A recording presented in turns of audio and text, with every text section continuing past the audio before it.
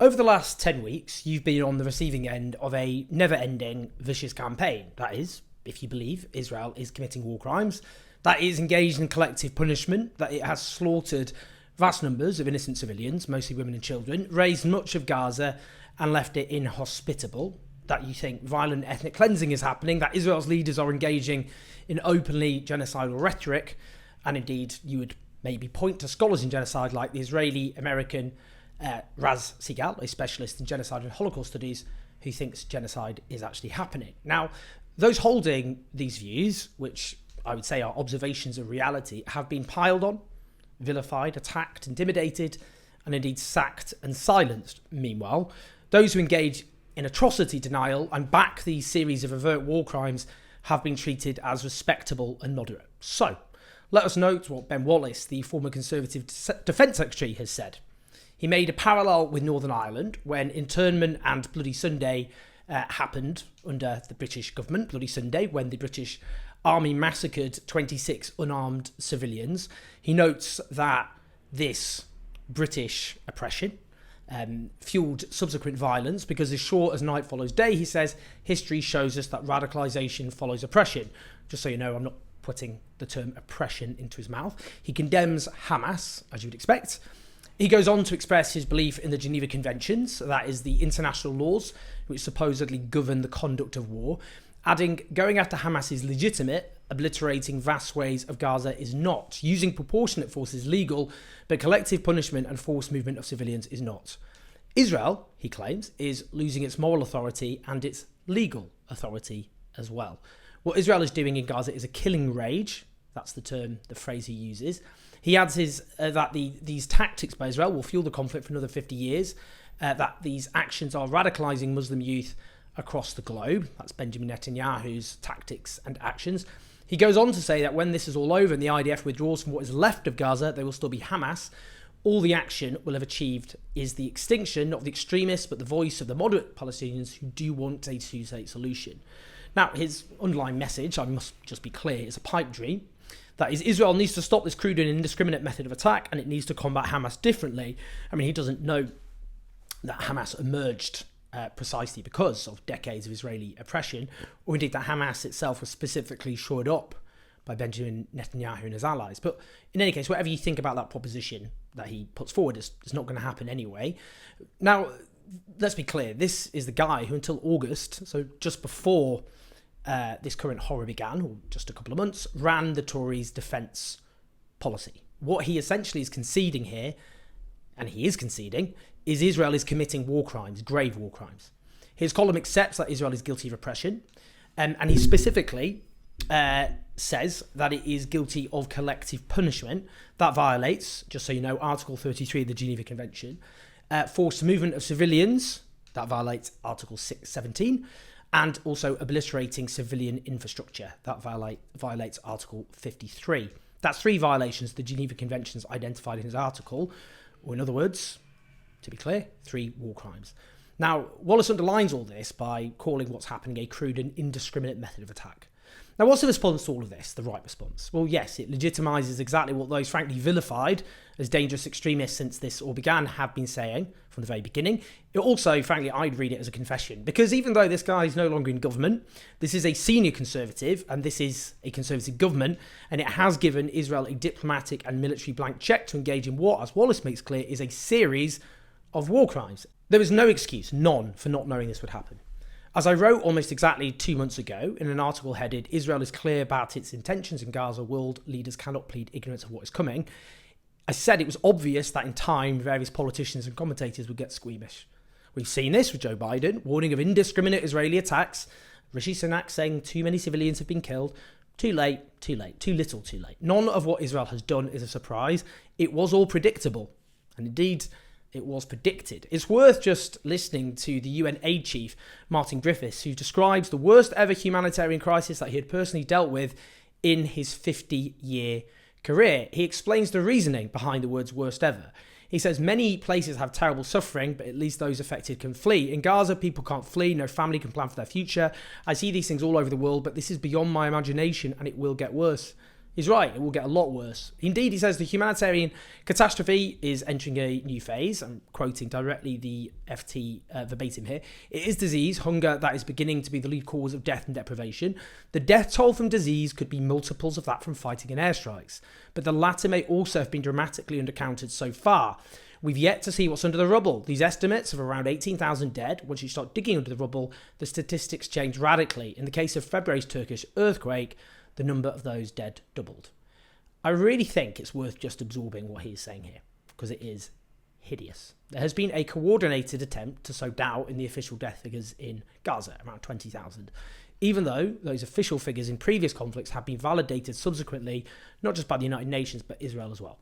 Now, the point many aid agencies and experts have made all along is this official death toll is not an inflation, it's an underestimate, because it doesn't include thousands buried under the rubble. The point being made here. Now, Griffiths points to Turkey's earthquakes and said the number doubled.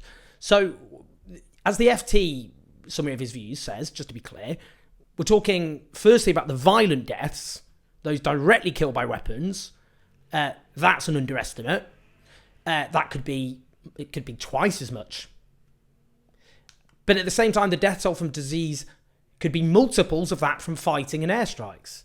Well, that really is a crucial point, because in wars, most people don't suffer violent deaths of those who die, especially when society and civilization, frankly, just collapse, as is the case in Gaza. Then what happens is people suffer the consequences of collapsed healthcare system, hunger, and so on.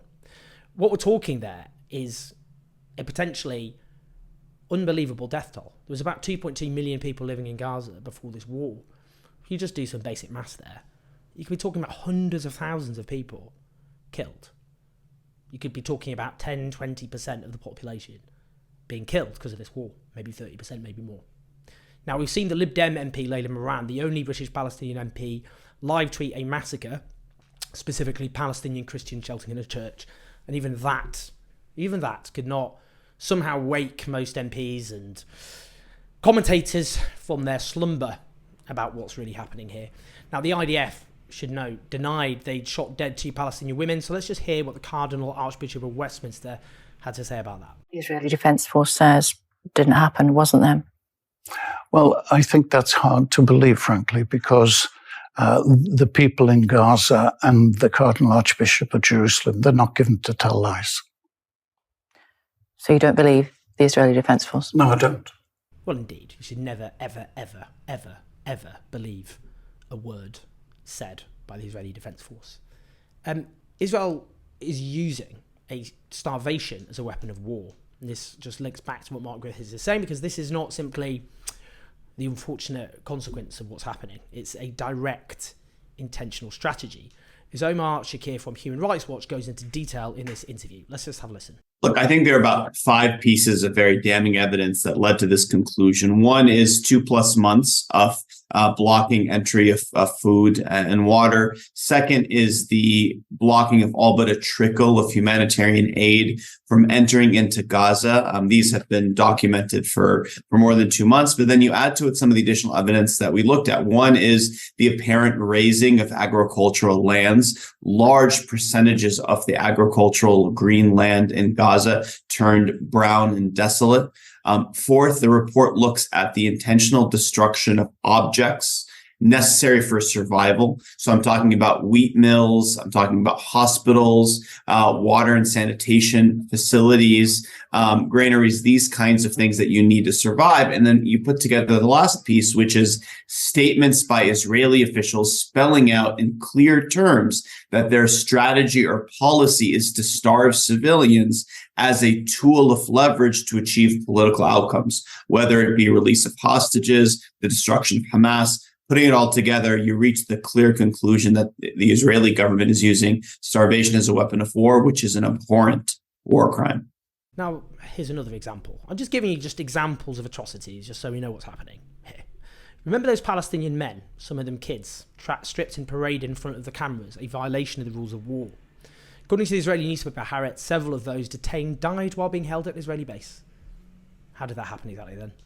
It's impossible not to conclude anything other than that they were killed by Israeli soldiers. Now, the IDF claimed they were terrorists. Well, of course they do. But there's no judicial process to establish that, and you can't kill people under detention who pose no threat in any case.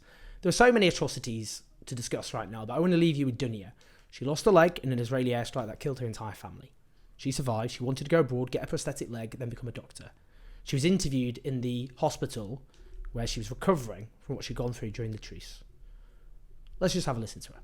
لما ضرب الصاروخ الثاني علينا صحيت الأولى لقيت كله حجار عرفت إنه رجلي مقطورة لأنه كان في دم وما كانش في إلي رجل لو كنت أحركها ما كانتش تتحرك. طبعا اللي استشهد اللي هم ماما بابا أخوي محمد وأختي داليا. حدا يطلع لي برا اللي هو يسفرني برا أي دولة إني أطلع برا بس عشان أركب رجلي وأصير أمشي عليها زي الناس يعني عشان أصير أمشي أطلع أنزل ألعب مع أخواتي. إني نفسي أصير دكتورة زي هدول الدكاترة اللي بعالجونا عشان برضو إحنا نعالج أطفالنا. أنا بدي إشي واحد بس إن نتخلص الحرب. Dunya has now been killed. An Israeli tank-fired shell killed her after it hit Nasser Hospital in Khan Yunis, where she was recuperating. What do you say? What do you say? Grave, grave war crimes. One of the great atrocities of our age. So yes, that senior Conservative vindicates everything that we've been saying from the very beginning. But it was always obvious. There were no excuses here. There's no places to hide. How was I supposed to know this would happen? That's not an excuse. It was very clear from the start what would happen here. And Israel's leaders do need to be held accountable. But so do all those who are their accomplices. Please like and subscribe. Do keep the show on the road if you wish on patreon.com/OwenJones84. Do share this video. Listen to us on podcasts. I'll speak to you soon.